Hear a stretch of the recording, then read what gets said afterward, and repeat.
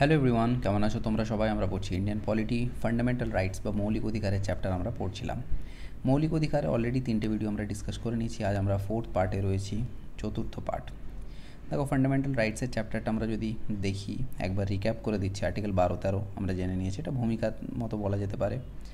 আর article 14 থেকে শুরু করে 32 পর্যন্ত এগুলো অ্যাকচুয়ালি মৌলিক অধিকারগুলো 6টা পার্টে ডিভাইড করে রাখা আছে। আর 31A, B, C, 33, 34, 35 এগুলো আমরা শেষে ডিসকাস করব। অ্যাকচুয়ালি মৌলিক অধিকার কিন্তু 19টি অধিকার 6টি পার্টে ডিভাইড করা। তো ইকুয়ালিটি বা সাম্যের মধ্যে পড়ে আর্টিকেল 14, 15, 16, 17, 18, যেগুলো আমরা অলরেডি ডিসকাস করে নিয়েছি, কমপ্লিট হয়ে গেছে আমাদের। আজ যেই হেডটা স্টার্ট করবো আমরা, সেটা হচ্ছে স্বাধীনতার অধিকার। ঠিক আছে, রাইট টু ফ্রিডম। এতে আছে 5টা আর্টিকেল। রাইট টু ফ্রিডম কোনো একটা সিঙ্গেল আর্টিকেল না, 5টা আর্টিকেল। আর্টিকেল 19, 20, 21, 21A আর 22। তো আজ আমরা এই 5টা ডিসকাস করব, কিন্তু আর্টিকেল 19 ইটসেলফ খুব বড়, তো আজ আমরা আর্টিকেল 19টা শুধু ডিসকাস করি। ঠিক আছে, আমরা আর্টিকেল 14, 15, 16, 17, 18 দেখে নিয়েছিলাম। ফ্রিডমের হেডে আমরা পড়ব। তো প্রথমে যে আর্টিকেল রয়েছে সেটা হচ্ছে আর্টিকেল 19, আর আর্টিকেল 19 ইটসেলফ খুব বড়, তো সেই জন্য আর্টিকেল 19টা আজ আমরা ডিসকাস করে নিই। দেখো, আর্টিকেল 19 বলছে 6টা জিনিসের অধিকার দেওয়া হবে সিটিজেনদের। মনে রেখো, সিটিজেনদের। ঠিক আছে, মানে বহিরাগত ব্যক্তির কিন্তু আর্টিকেল 19 অ্যাভেলেবেল নেই। আমি অলরেডি বলেছি যে 14 থেকে শুরু করে 32 পর্যন্ত যতগুলো আর্টিকেল রয়েছে, তার মধ্যে আর্টিকেল 15, আর্টিকেল 16, আর্টিকেল 19, আর্টিকেল 29 আর আর্টিকেল 30, এই 6টি আর্টিকেল কিন্তু এই 5টি আর্টিকেল কিন্তু কেবলমাত্র সিটিজেনদের দেওয়া হয়। ঠিক আছে, বহিরাগতদের দেওয়া হয় না, বাকিগুলো সব বহিরাগতরা পাবে। ঠিক আছে, তো আর্টিকেল 19 বলছে যে ছটা রাইট, 6টা অধিকার প্রত্যেকটা নাগরিককে দেওয়া হবে। কী কী? Right to freedom of speech and expression, মানে বাক স্বাধীনতা। তোমার মনে কী আছে তুমি পরিষ্কারভাবে প্রকাশ করতে পারো। ঠিক আছে, কোনো বাধ্যবাধকতা নেই। রাইট টু অ্যাসেম্বল পিসফুলি, এক জায়গায় তোমরা জড়ো হতে পারো, অ্যাসেম্বল হতে পারো। রাইট টু ফর্ম অ্যাসোসিয়েশন, কোনো অ্যাসোসিয়েশন গঠন করতে পারো। ঠিক আছে, রাইট টু মুভ ফ্রিলি, এক জায়গা থেকে অন্য জায়গায় ঠিকঠাকভাবে চলাফেরা করতে পারো, এক জায়গা থেকে অন্য জায়গায় যেতে পারো। Right to reside and settle, একটি নির্দিষ্ট জায়গায় তুমি রিসাইড করতে পারো, বসবাস করতে পারো, বা সেটেলও হতে পারো। ঠিক আছে, স্থায়ীভাবে বসবাস করতে পারো। আর right to practise any profession, তোমার যেটা মন চায়, তুমি ডাক্তার, ইঞ্জিনিয়ার, যা খুশি হতে পারো। তুমি তোমার ব্যবসা, তোমার চাকরি, তুমি যেটা করতে চাও সেটা তুমি করতে পারো, তাতেও কোনো বাধ্যবাধকতা নেই। ঠিক আছে, এবার দেখো, প্রত্যেকটা কিন্তু খুব ইম্পর্ট্যান্ট, প্রত্যেকটাকে আমাদেরকে একটু ডিটেলসে ডিসকাস করতে হবে। আর্টিকেল 19 6টা অধিকার দেয়, তো 6টা অধিকারের প্রত্যেকটাকে আমরা ডিসকাস করবো। প্রথমটা হচ্ছে freedom of speech and expression. ঠিক আছে, স্পিচ মানে কিন্তু এখানে শুধুমাত্র মুখ দিয়ে যেটা বললাম সেটার কথা বলা হচ্ছে না। ঠিক আছে, বলছে যে একজন ভিউ প্রকাশ করতে পারে কীভাবে? লিখে, কোনো কিছু লিখলাম, লিখে আমি প্রকাশ করলাম নিজের ভিউ। ঠিক আছে, বা কোনোভাবে বলে, মুখ দিয়ে বলে প্রকাশ করতে পারি। ছবি এঁকে, দেখো এতে কিছু লেখা নেই, কিন্তু ছবিটা কত গুরুত্বপূর্ণ। ছবিটার মধ্যে বোঝাতে চাইছে যে গ্লোবাল ওয়ার্মিংয়ের জন্য পৃথিবী মেল্ট হয়ে যাচ্ছে, মানে আমরা সমস্যায় পড়ব। তো এরকম কিছু লিখতেও পারি, কিছু ছবির মাধ্যমে প্রকাশ করতে পারি। ঠিক আছে, বা অন্য যে কোনো পদ্ধতি, যেমন দেখো ইউটিউবের ভিডিওর মাধ্যমে আমি আমার ভিউগুলো প্রকাশ করছি, বা আমি ফেসবুকে কিছু লিখে পোস্ট করছি। তো এগুলো সবই হচ্ছে আমার freedom of speech and expression. ঠিক আছে, ফ্রিডম অফ প্রেস, মানে সাংবাদিকদের অধিকার রয়েছে। ঠিক আছে, সংবাদ মাধ্যম নিজের যে সংবাদ সেটাকে পরিষ্কারভাবে নিজের ইচ্ছা মতো প্রকাশ করতে পারে, এতে কোনো বাধ্যবাধকতা থাকবে না। ফ্রিডম অফ কমার্শিয়াল অ্যাডভার্টাইজমেন্ট, সবাই মানে টিভিতে আমরা যে সমস্ত অ্যাডভার্টাইজমেন্ট দেখি, বিজ্ঞাপন, তো এরকম কমার্শিয়াল বিজ্ঞাপন সবাই দিতে পারে, কারোর উপর কোনো বাধ্যবাধকতা নেই।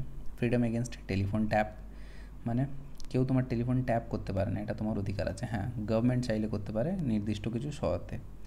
রাইট টু টেলিকাস্ট, মানে প্রচার করা, টেলিকাস্ট টিভির মাধ্যমে প্রচার করা। গভর্নমেন্টের কোনো মনোপলি নেই। ঠিক আছে, একচেটিয়া ব্যাপারটা নেই, মানে কেবলমাত্র গভর্নমেন্ট ন্যাশনাল টিভির মাধ্যমেই যা কিছু দেখাবে, অন্য কেউ টিভিতে কিছু প্রকাশ করতে পারবে না, এমন কিন্তু কোনো ব্যাপার নেই। তোমরা দেখেছো স্টার প্লাস আর সোনিতে নানা রকমের প্রোগ্রাম আছে, তো ওগুলো হচ্ছে প্রাইভেট চ্যানেল নিজেদের ইচ্ছা মতো ব্রডকাস্ট করছে জিনিসপত্র। Right to know about government activity, government কী কাজকর্ম করছে সেটা জানার অধিকার তোমার রয়েছে। ফ্রিডম অফ সাইলেন্স, যেমন এটা কিন্তু খুব ইম্পর্টেন্ট, মনে রাখো, ফ্রিডম অফ সাইলেন্স, চুপ থাকার অধিকারটাও কিন্তু আছে। ফ্রিডম অফ স্পিচ যেমন আছে, আমি যেমন মনের কথা প্রকাশ করতে পারি বলে, ঠিক সেরকমই আমি বলবো না, আমি চুপ থাকতে বেশি পছন্দ করি, এটাও কিন্তু আমার অধিকার। আমাকে কেউ বলতে পারে না, বাধ্য করতে পারে না যে তোমাকে বলতেই হবে। Right against censorship of press, যেটা বললাম যে প্রেসের সংবাদ মাধ্যমে সেন্সরশিপ করা যাবে না, মানে আগে থেকে কাটছাঁট করে প্রকাশ করতে হবে এমন কোনো ব্যাপার যেন না থাকে। আর রাইট টু ডেমনস্ট্রেট, মানে প্রতিবাদ প্রতিরোধ করতে পারো কিন্তু স্ট্রাইক করতে পারো না, ঠিক আছে, প্রদর্শন করতে পারো। পিসফুলি প্রদর্শন করার অধিকার সবার আছে, কিন্তু স্ট্রাইক করার অধিকার নেই। স্ট্রাইক করার অধিকার কিন্তু ফান্ডামেন্টাল রাইট না, এটা অন্য রাইট, পরে আমরা ডিসকাস করবো, এটা মনে রেখো। স্ট্রাইক করা কিন্তু কারো ফান্ডামেন্টাল অধিকার নয়। আমি গিয়ে কোনো কলকারখানার সামনে গিয়ে দাঁড়িয়ে গেলাম, বন্ধ করে দিলাম, সেটা আমি বললাম যে এটা আমার মৌলিক অধিকার না। স্ট্রাইক করা কিন্তু মৌলিক অধিকার না। হ্যাঁ, তুমি কোনো একটা কলকারখানায় চাকরি করো, তোমার মনে হচ্ছে যে হ্যাঁ তোমার কথা তোমার কোম্পানির মালিক মানছে না, তুমি প্রদর্শন করতে পারো, ঠিক আছে, তুমি সাইডে দাঁড়িয়ে তুমি অনশনে বসে পড়ো বা তুমি যাই খুশি করো না কেন, সেটা তোমার অধিকার আছে, তুমি ডেমনস্ট্রেট করতে পারো, but you can not strike, তুমি কাজ বন্ধ করে দিতে পারো না, ঠিক আছে। এবার যেমনটি বলি, প্রত্যেকটা ফান্ডামেন্টাল রাইট কিন্তু অ্যাবসলিউট না, ঠিক আছে, প্রত্যেকেরই কিন্তু কিছু বাধ্যবাধকতা আছে, কোনো ফান্ডামেন্টাল রাইটস কিন্তু অবাধ না, ঠিক আছে, প্রত্যেকের কিছু বাধা আছে। তো এই যে ফ্রিডম অফ স্পিচের কী কী বাধা আছে বলছে যে state can put reasonable restriction.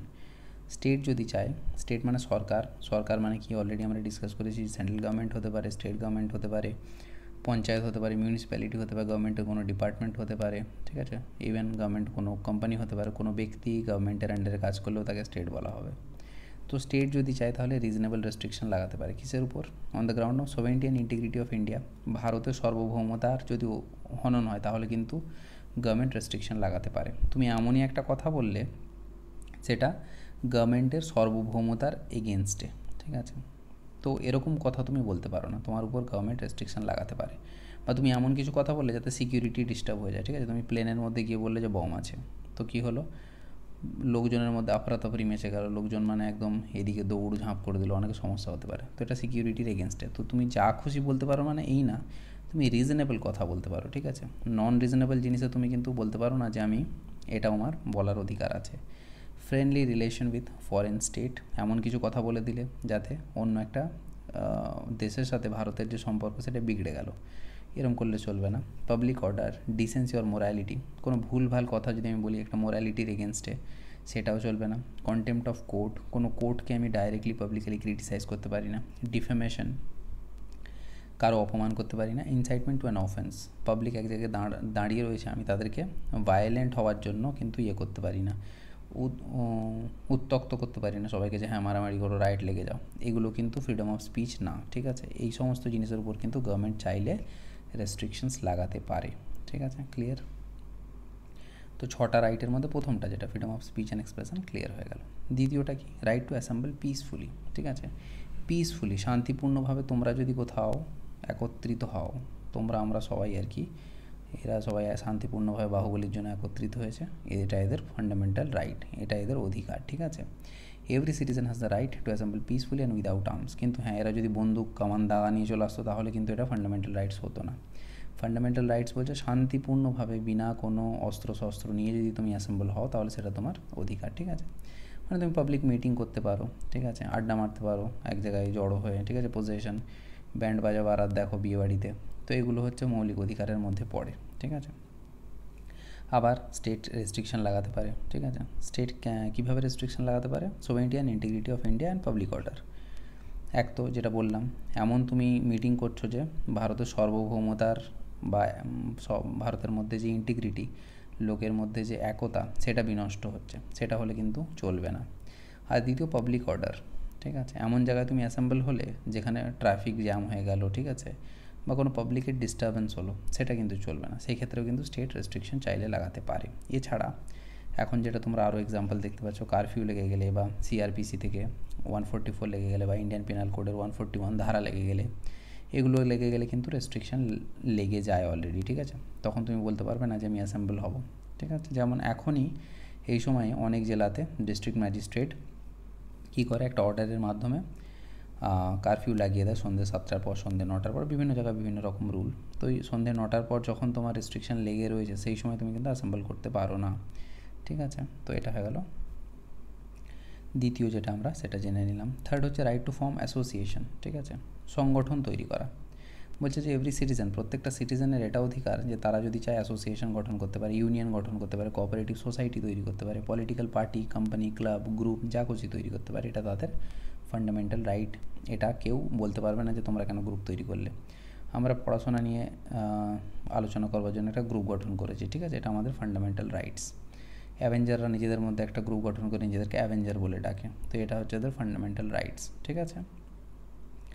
তো দুটো, প্রথম কথা শুধু গঠন করা হয় না, কন্টিনিউ করাটাও, মানে কেউ বলতে পারবে না যে গঠন তো করে নিয়েছো কিন্তু আর তোমরা কন্টিনিউ করতে পারবে না, এমন না, কিন্তু আমরা গঠনও করতে পারি, কন্টিনিউ করতে পারি, দুটোই আমাদের ফান্ডামেন্টাল রাইট, ঠিক আছে? এবার দেখো, ক্যাপ্টেন আমেরিকা বলল যে আমি এই গ্রুপে থাকতে চাই না, আমার ভালো লাগছে না অ্যাভেঞ্জার্সে, ঠিক আছে? বাকিরা কিন্তু তাকে বাধ্য করতে পারে না যে না তোমাকে থাকতেই হবে, ঠিক আছে? যেমন জয়েন করাটা ফান্ডামেন্টাল রাইট, না জয়েন করাটাও ফান্ডামেন্টাল রাইট, ঠিক আছে? Also not to form or join, আমি কোনো সংগঠন করতে চাই না, আমি কিছুতে যোগ দিতে চাই না, এটাও কিন্তু আমার ফান্ডামেন্টাল রাইট। আবার একই কথা, রিজনেবল রেস্ট্রিকশন লাগানো যেতে পারে কিসের ভিত্তিতে?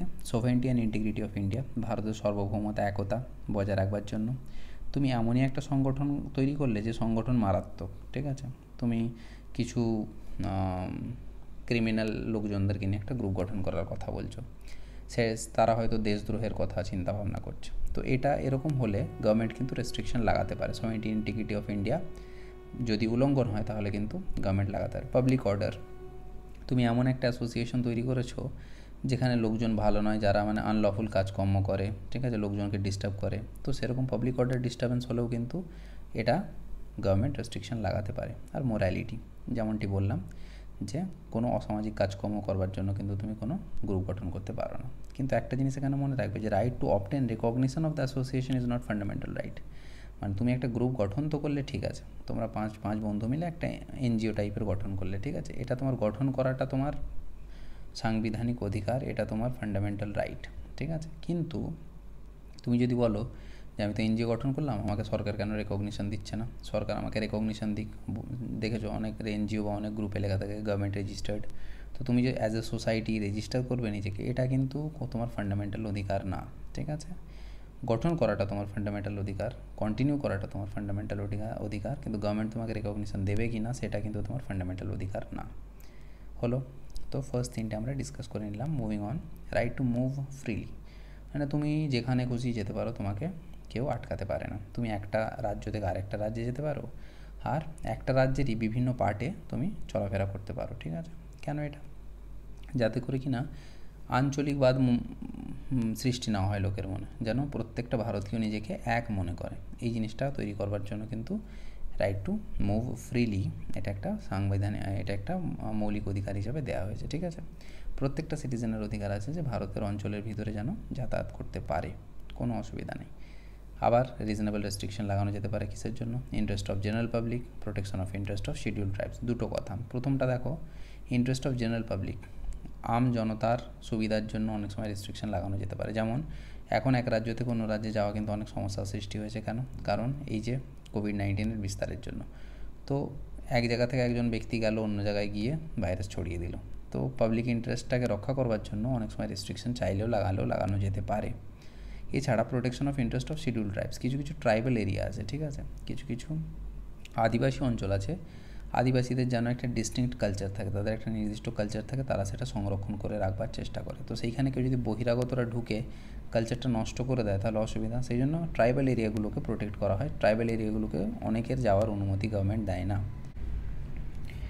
এখানে কিন্তু একটা কথা মনে রাখতে হবে যে মুভমেন্টটা কিন্তু ইন্টারনাল মুভমেন্টের কথা বলা হচ্ছে, ঠিক আছে? মানে ভারতের একটা অঞ্চল থেকে আরেকটা অঞ্চল, তুমি একটা রাজ্য থেকে অন্য রাজ্যে যেতে পারো, বা একটা রাজ্যের ভিতরেও এক জায়গা থেকে অন্য জায়গায় মুভ করতে পারো, কিন্তু ভারতের বাইরে যদি তোমাকে যেতে হয় সেটা কিন্তু আর্টিকেল 19 কভার হয় না, এটা মনে রাখবে, ঠিক আছে? Movement out of India is not covered under article 19, it is covered under article 21। Article 21 যখন আমরা পড়বো তখন জানবো যে ওতে দেওয়া আছে এই অধিকারটা, কিন্তু আর্টিকেল 19 এরকম ঘুরিয়ে পেঁচিয়ে কোশ্চেন আসে মাঝে মাঝে যে moving out of the country is fundamental right covered under which article, 19, 20, 21, 22 এরকম দিয়ে দিল, ঠিক আছে? তো অনেকে ভুল করে 19 লিখে দেবে, যেহেতু রাইট টু মুভ ফ্রিলিটা আর্টিকেল 19 আন্ডারে পড়ে, কিন্তু মনে রাখবে ভারতের ভিতরে ঘোরাঘুরি করাটা হচ্ছে আর্টিকেল 19 আন্ডারে কভার করা, আর ভারতের বাইরে কারো যাওয়ার যে অধিকার সেটা হচ্ছে আর্টিকেল 21 আন্ডারে কভার হয়, ঠিক আছে? আর্টিকেল 21 যখন পড়বো আরও ডিটেলস আলোচনা করবো। তাহলে আমাদের 4টে হয়ে গেল, freedom of speech and expression পড়লাম, পিসফুলি অ্যাসেম্বল পড়লাম, অ্যাসোসিয়েশন ফর্ম করার অধিকার পড়লাম, আর এক জায়গা থেকে অন্য জায়গায় ঘুরে বেড়ানো সেটাও আমরা পড়লাম। এবার হচ্ছে right to reside and settle, এক জায়গায় আমরা রিসাইড করতে পারি। Every citizen has the right to reside and settle everywhere within the territory of India. ভারতের প্রত্যেকটা অঞ্চলে আমরা যেখানে খুশি গিয়ে বসবাস করতে পারি। এই রিসাইড করার মানে হচ্ছে টেম্পোরারিলি থাকা, ঠিক আছে। যেমন বান্ডিয়া আর এই জাবা এক জায়গায় এসেছিলো, এসে কিছুদিনের জন্য তারা থেকেছিল কাজ সূত্রে, তো এটা হচ্ছে রিসাইড করা। আর সেটেল হওয়া মানে পার্মানেন্ট, তুমি ঘর বাড়ি কিনে একদম পার্মানেন্টলি সেটেল হয়ে গেলে সেটা। তো তুমি বাঙালি মানুষ, তুমি গিয়ে গুজরাতে জমি জমা কিনে সেটেল হতে পারো, ঠিক আছে, বা ওখানে টেম্পোরারি ঘর বাড়ি নিয়েও থাকতে পারো, রিসাইড করতে পারো, সেটা হচ্ছে তোমার ফান্ডামেন্টাল রাইট। রিজনেবল রেস্ট্রিকশন লাগানো যেতে পারে কিসের জন্য? Interest of general public, protection of interest of schedule tribe, মানে কোনো জেনারেল পাবলিকের ইন্টারেস্টের জন্য হতে পারে। কোথাও এক জায়গায় হয়তো দেখা গেল যে খুব ডিস্টার্বিং এরিয়া, তুমি চাইছো যে আমি ওখানে গিয়েই সেটেল হব, তো তোমার নিজের সমস্যা হতে পারে, তাই না? গভর্নমেন্ট তোমাকে সিকিউরিটি দিতে পারবে না ওখানে, তো এই সমস্ত কারণে গভর্নমেন্ট রেস্ট্রিকশন লাগাতে পারে। আর দ্বিতীয় হতে পারে ইন্টারেস্ট অফ শিডিউল ট্রাইব, তুমি কোনো শিডিউল ট্রাইবাল এরিয়াতে, মানে তুমি কোনো একটা আদিবাসী এরিয়াতে বললে যে এই জমিটা আমি পুরো কিনে নেবো, এখানে গিয়ে ঘর বাড়ি বানাবো, কিন্তু আগে যেটা বললাম যে ট্রাইবাল এরিয়াগুলো যেখানে আদিবাসীরা বসবাস করে তাদের একটা ডিস্টিংক্ট কালচার আছে, সেটাকে প্রোটেক্ট করার যে দায়িত্ব সেটা গভর্নমেন্টের উপরে আছে। সেই জন্য গভর্নমেন্ট চাইলে ট্রাইবাল এরিয়াগুলোকে রেস্ট্রিক্ট করতে পারে, ওখানে লোকজনকে না যাওয়ার অনুমতিও দিতে পারে। সুপ্রিম কোর্ট বলেছিল যে certain places can be restricted for certain people like habitual offenders. In fact কেউ ধরো কোনো একজন এমন ব্যক্তি আছে যে বারবার নানান রকমের ক্রাইম করে, তো তাকে আটকানো যেতে পারে, তাকে বলা যেতে পারে যে তুমি এই অঞ্চলে প্রবেশ করবে না। এটা কিন্তু সুপ্রিম কোর্ট একসময় বলেছিল, ঠিক আছে। তো right to reside and settle হয়ে গেল। লাস্ট হচ্ছে right to practise any profession, মানে তুমি যে কোনো কাজকর্ম তুমি করতে পারো। তুমি বিজনেসম্যান হতে পারো, তুমি ওয়েটার হতে পারো, তুমি পুলিশ হতে পারো, তোমার যা খুশি তুমি তাই হতে পারো, ঠিক আছে। Every citizen has the right to practise any profession as a means of livelihood. যা খুশি তুমি করতে পারো, তোমার কোনো রেস্ট্রিকশান নেই যে অমুক ব্যক্তি পুলিশ হতে পারে, বা অমুক ব্যক্তি বিজনেস করতে পারে, বা অমুক ব্যক্তি এই বিজনেসটাই করতে পারে, ঠিক আছে। অমুক ব্যক্তি কাঠেরই বিজনেস করতে পারে, অন্য কিছুর বিজনেস করতে পারে, এরকম কিন্তু কোনো রেস্ট্রিকশন নেই। রেস্ট্রিকশন কী আছে? রিজনেবল রেস্ট্রিকশন লাগানো যেতে পারে। কী রকম? না, prescribe A qualification for a certain profession. কিছু কিছু কাজের জন্য একটা কোয়ালিফিকেশান প্রেসক্রাইব করতে পারে গভর্নমেন্ট। যেমন ডাক্তার হতে গেলে জানো MBBS মিনিমাম করতে হয়, তাই না? তো তুমি যদি বলো যে না আমি ডাক্তার হব, আমি জানি না, আমার কাছে MBBS থাক না থাক আমি ডাক্তার হব, এরকম কিন্তু তুমি করতে পারো না, এটা তোমার ফান্ডামেন্টাল রাইট না। রিজনেবল রেস্ট্রিকশন লাগানো যেতে পারে। বা কোনো কোনো ক্ষেত্রে মনোপলি থাকতে পারে গভর্নমেন্টের, ঠিক আছে। যেমন ট্রেন চালানোর ব্যাপারটা গভর্নমেন্টের মনোপলি, ঠিক আছে। কোনো প্রাইভেট কোম্পানি এখন চালাচ্ছে যদিও, কিন্তু আগে কি জানো তোমরা যে ট্রেন চালানোটা কিন্তু পুরোপুরি গভর্নমেন্টের মনোপলি ছিল, ঠিক আছে। তো এরকম গভর্নমেন্ট যদি চায়, আজকেও যদি চায় যে শুধুমাত্র এই ইন্ডাস্ট্রিটা গভর্নমেন্ট নিজে মনোপলি রাখবে, তো সেখানে মনোপলি থাকতে পারে, মানে একচেটিয়া ব্যাপার স্যাপার, মানে গভর্নমেন্ট নিজেই সেই সার্ভিসটা দেবে, অন্য কেউ দিতে পারবে না। আর doesn't cover immoral or dangerous profession, কিন্তু তুমি যা খুশি প্রফেশন করতে পারো বলে এমন না যে তুমি কোনো ইমোরাল প্রফেশন করবে, ঠিক আছে। যেমন হিউম্যান ট্রাফিকিং, মানে লোকজনকে পাচার করে দেবো অন্য দেশে, এই কাজ কিন্তু তুমি করতে পারো না। বা তুমি কোনো ডেঞ্জারাস প্রফেশন, তুমি এমন একটা ড্রাগ তৈরি করছো অল্টার হোয়াইটের মতো, তো এরকম ড্রাগ ম্যানুফ্যাকচার করতে পারো না। বা তুমি কোনো এক্সপ্লোজিভ জিনিসপত্র বানাতে পারো না, ঠিক আছে। এরকম কিছু কিছু রেস্ট্রিকশন গভর্নমেন্ট চাইলে লাগাতে পারে। তো এই হলো আমাদের আর্টিকেল 19-এর আন্ডারে 6টা রাইট দেওয়া আছে। তো 6টা রাইট সম্পর্কে আমরা বিস্তারিত আলোচনা করলাম, আশা করছি তোমরা বুঝেছো। তো রাইট টু ফ্রিডমের মধ্যে ছিল আর্টিকেল 19, 20, 21, 22, 21A আর 22। তার মধ্যে আর্টিকেল 19টা বড় সড়ো। আর্টিকেল 19-এর ভিতরে আবার 6টা ভাগ, সেই 6টা ভাগ আমরা ভালো করে আলোচনা করে নিলাম। পরের পার্টে আমরা আর্টিকেল 20, 21, 21A আর 22 ডিসকাস করবো। Thank you so much for watching this video. পরের ভিডিওতে দেখা হবে।